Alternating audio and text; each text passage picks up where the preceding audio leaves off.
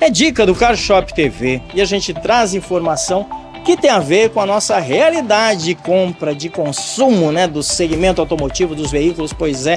E a gente está numa época de chuva, alguns lugares do Brasil infelizmente estão sofrendo com a quantidade de água e muitas vezes o carro que se vê na internet, naquele anúncio, ou até numa loja, quem sabe, esse carro pode ter passado por enchente. Não só nessas outras localidades do Brasil, mas também aqui na Paraíba. Recentemente aqui em João Pessoa estava notícia, aí meio da semana caiu uma chuvarada, pois é, no outro dia o pessoal com o carro dentro d'água. E aí, esse carro passou pela água? Será que ainda é possível fazer um bom negócio comprando esse carro? Ou será que esse carro significa prejuízo no bolso porque vai dar problema mais tarde? Será que a manutenção que fizeram é suficiente, foi suficiente para deixar o carro em condições de uso novamente? Será que tem peça que não tem jeito, molhou, não tem volta, o carro agora foi perdido, ficou perdido por causa daquela água que acabou entrando? Que altura de água será que já começa a ter problema? Será que tem sinais? Será que tem marcas no carro que a gente pode saber se vale a pena, se o carro pegou água e até quanto pegou água e vale a pena finalmente comprar esse carro? Tô aqui com o Eric da Carro Certo PB, que é um especialista nisso, porque ele é contratado quando a pessoa quer comprar o carro e quer ter certeza que comprou o carro com total procedência e condições, e ele é quem analisa tecnicamente. Tudo bem, Eric?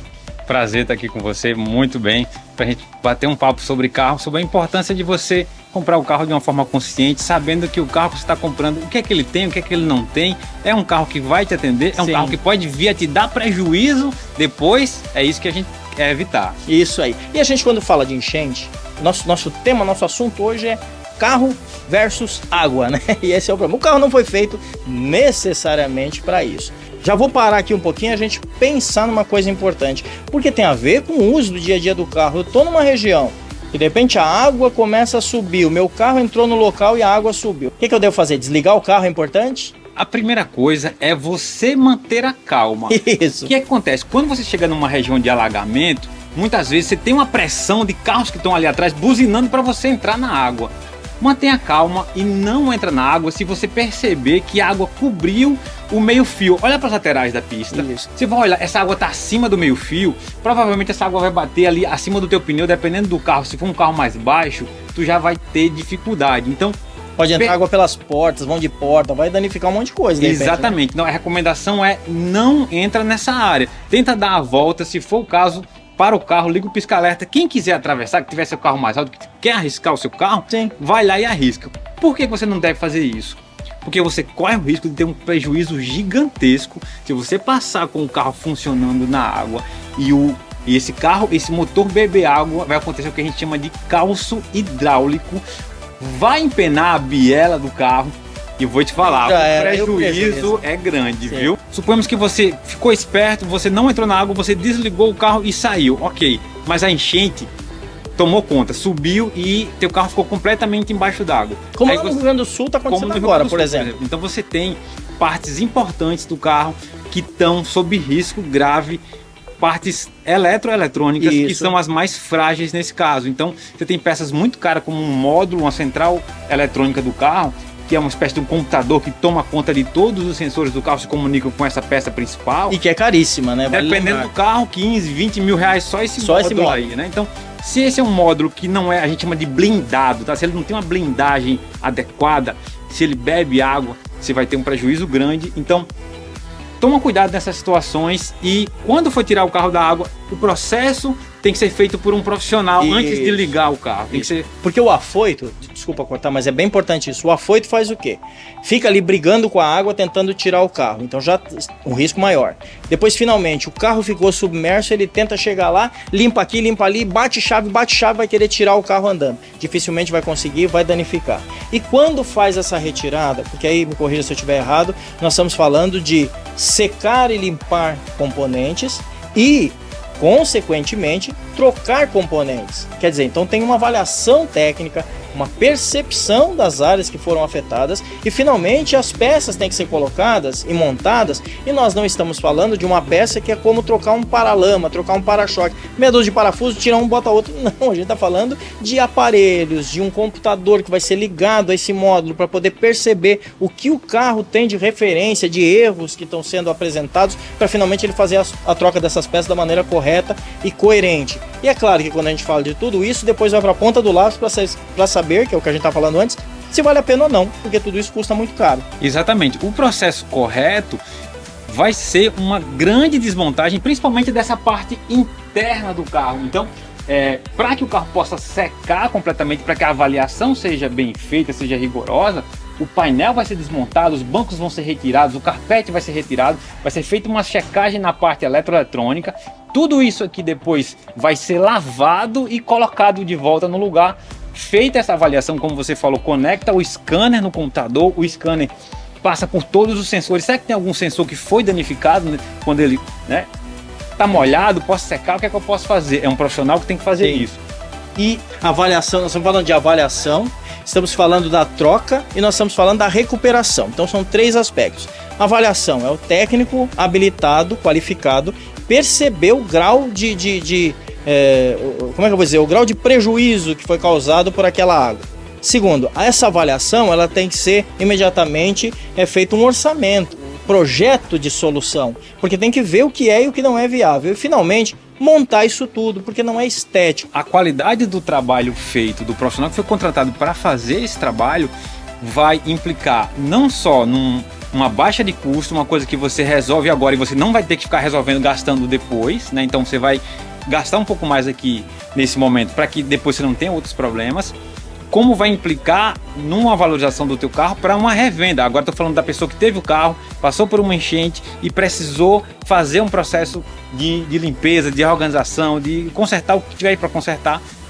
Esse serviço, ele bem feito, ele valoriza o carro para que o carro possa ser revendido depois. Continua com a sua vida, né? Essa é a ideia. Isso, e tenha uma vida útil longa, Sim, exatamente. Sim. Vamos falar dos sinais? Vamos lá. Mas eu quero comprar um carro, o carro está barato e eu quero fazer a compra desse carro.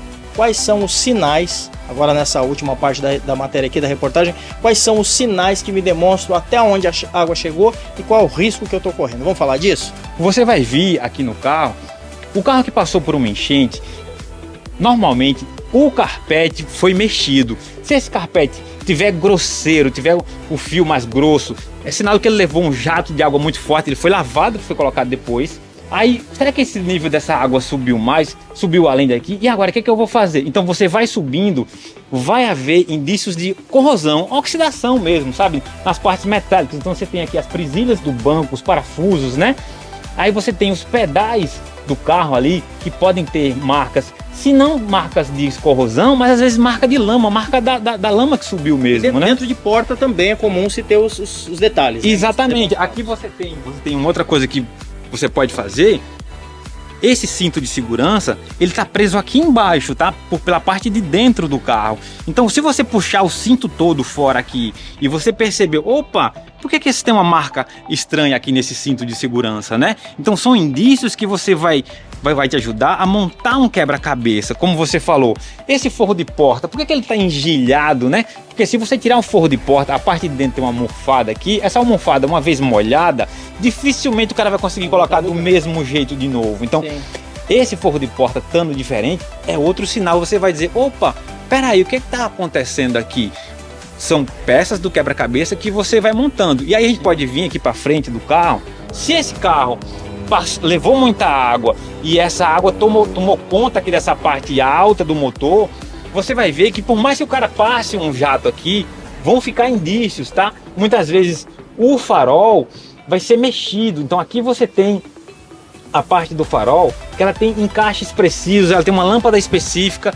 Se o cara chegar aqui e mexer no farol, você percebe que tem um lacrezinho aqui, eles colocam um lacre, se for desplugado você sabe. Então, nos parafusos, vamos supor que esse carro foi um carro que bebeu água, deu um calço hidráulico, né? Esse carro aqui é um carro super novo, só tem 30 mil quilômetros rodados, e eu acho esse carro com marcas de chave no calço do motor, em locais importantes, que um carro com 30 mil não deveria ter. Sim. Por que é que tem marcas de chave aqui? Por que é que esse motor foi mexido com 30 mil quilômetros rodados, né? Então, acho que também, Eric, cabe dizer uma coisa.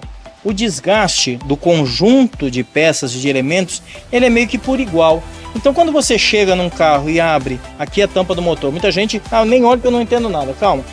Meio que visualmente, como o Eric está falando, é super importante perceber esses cantinhos, e às vezes você olha e percebe uma peça, um elemento novo demais em relação ao resto. Aí é de se, no mínimo, de se contestar. Por que essa peça foi trocada? Por que mexeram nisso? E aí, finalmente, quem está vendendo o carro precisa dar a melhor informação, e aí a gente já começa com um indício, não da desconfiança no sentido pesado da palavra, mas de cuidado, desconfiança sim, porque está cuidando, né, para que seja feita a melhor compra. Você percebe que a gente tem as peças com código de barra. Tá vendo aqui, ó? Você vai encontrar aqui na parte de baixo do farol, você tem uma etiqueta. Essa etiqueta aqui, ela vai dizer a data desse farol. Então, se foi trocado, repara que aqui, tá vendo? A gente tem outra peça que tem o código, tem a data. Se foi trocada, aí você já fica atento. Opa, mas por que essa data não tá batendo? Por que um carro 2019 tem peça de 2020 e de 2021? Sim. Lembrando que até 6 meses de diferença para essa peça é aceitável. É aceitável, tá? Porque um carro que foi fabricado em junho, por exemplo, ele pode ter peça de janeiro, fevereiro, março, abril, enfim. Mas as peças têm datas. Se o cara queimou a central na enchente, ele botou uma central nova, porque a central não tinha mais jeito, a central que ele botou, ele tem um código de barras lá que tá com a data muito posterior, né? E essa central provavelmente não vai ser do mesmo, dificilmente o cara vai achar uma do mesmo ano do carro, né? Então, essas coisas vão mostrar para você que esse carro passou por um problema, talvez uma enchente.